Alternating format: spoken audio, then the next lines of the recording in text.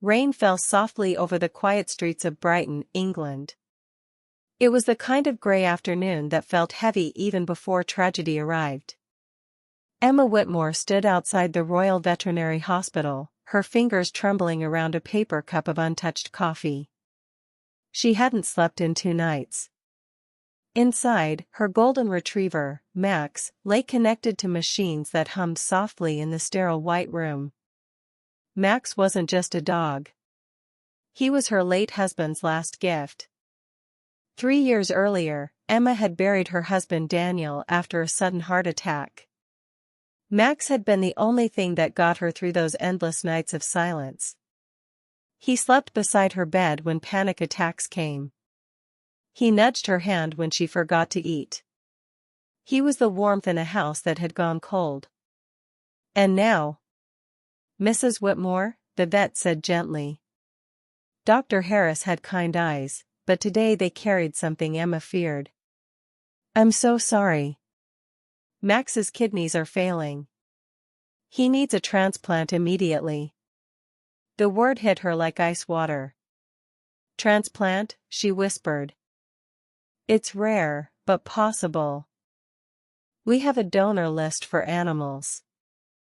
The surgery costs £48,000. And we would need a compatible kidney donor. £48,000. Emma's heart sank. She worked as a primary school teacher. Her savings were modest. Her home still had a mortgage. But I'll do anything, she said.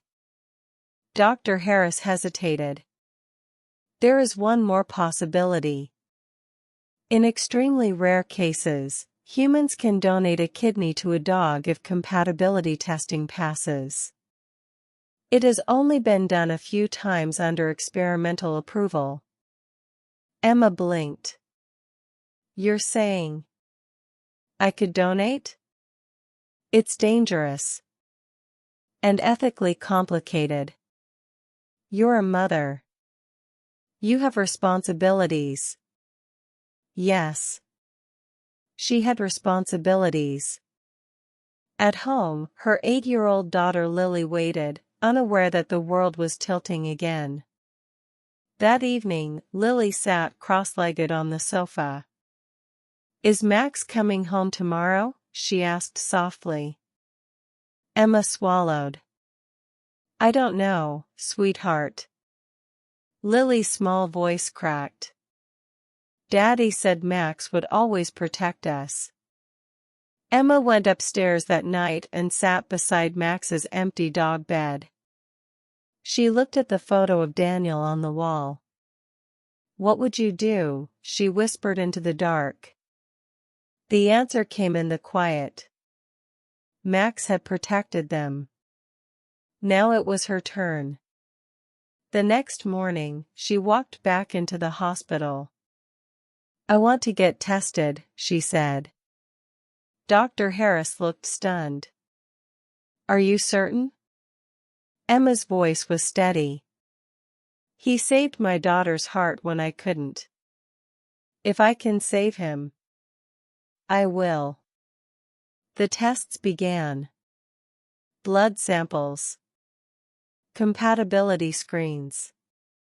Endless consent forms. 3 days later, the results came back. She was a match. A perfect match.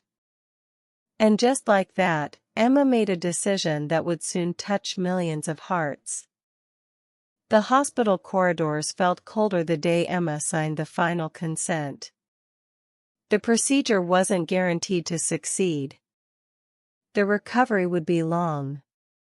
There were risks, infections, complications, even death. Dr. Harris spoke carefully. Emma, if anything goes wrong, your daughter. My daughter, Emma interrupted gently, is watching how I love. Silence filled the room. Lily didn't fully understand the science. She only knew her mom would be in hospital. Are you sick too? Lily asked that night. Emma pulled her close. No. I'm helping Max get better. Like superheroes? Emma smiled through tears. Yes. Like superheroes. Word of the situation spread through hospital staff. A nurse posted anonymously about the mother willing to give her kidney to save her late husband's dog. Within 24 hours, the story reached social media. At first, there was debate. She's insane.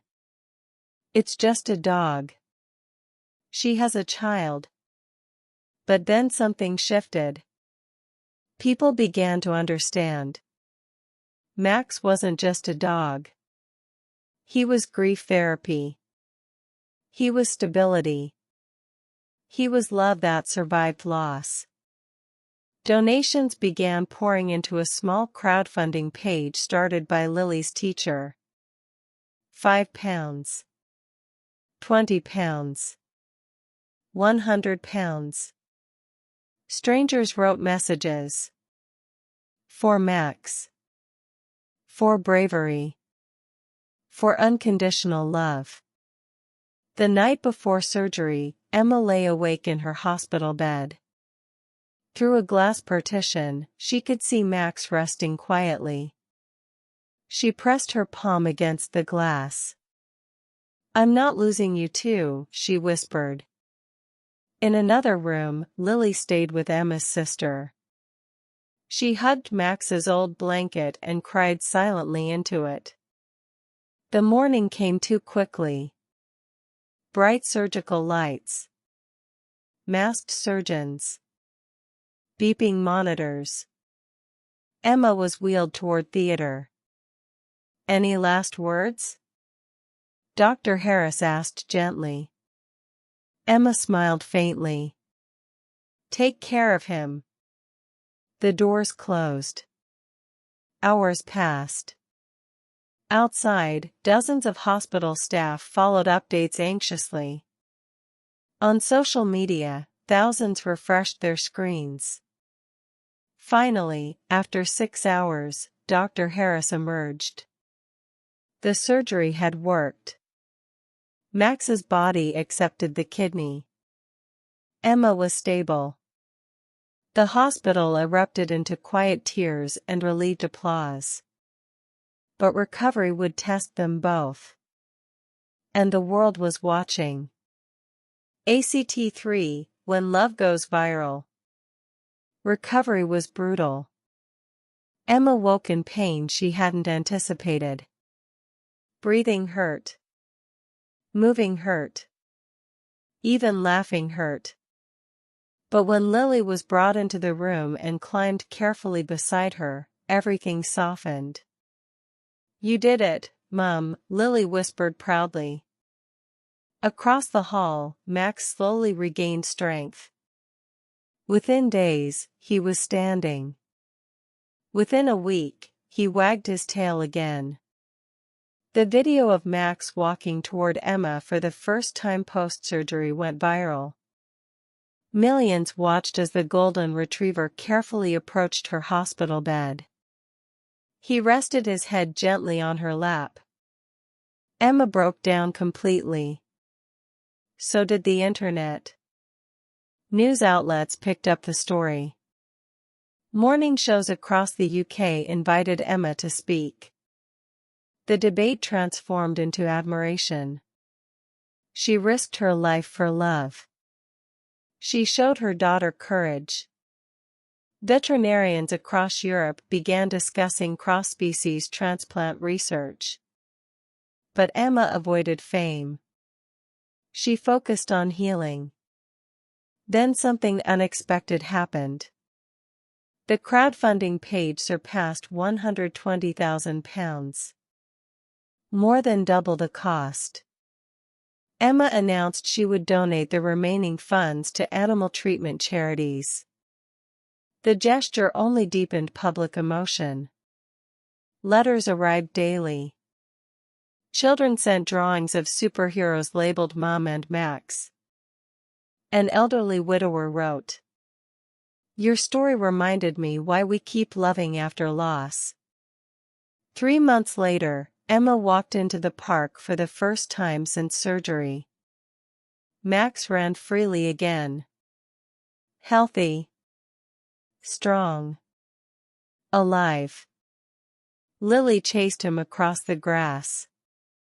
And Emma realized something powerful. Love had multiplied. It hadn't divided. But the most emotional moment was still to come. ACT 4, the reunion that broke every yawn. The Royal Veterinary Hospital organized a small reunion event 6 months later. They invited donors, staff, and supporters. Emma hesitated at first. She didn't see herself as extraordinary, but Lily insisted. You're brave, she said firmly. People need to see that.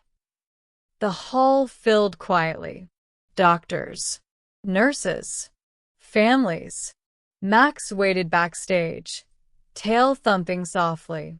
When Emma stepped onto the stage, the audience rose in a standing ovation. She hadn't expected that. She held Lily's hand tightly. I'm not special, she began softly. I'm just a mom who couldn't lose another member of her family. Dr. Harris brought Max out. The golden retriever walked steadily toward her under bright lights. He paused. Then, as if remembering everything, he ran the last few steps and gently leaned his full weight against her legs. Emma dropped to her knees. The hall went silent. Then Lily wrapped her arms around both of them. 3 hearts beating together. People cried openly. Doctors wiped tears. Even journalists forgot to take notes. In that moment, it wasn't about medicine. It wasn't about headlines. It was about this. A mother showing her daughter that love sometimes costs something, that courage isn't loud, and that family isn't defined by species. As Emma hugged Max tightly, she whispered into his fur, "We're still here."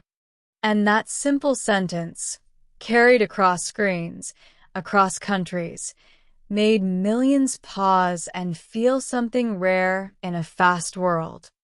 Hope, unconditional love, and the reminder that sometimes the bravest heroes don't wear capes. They simply choose love.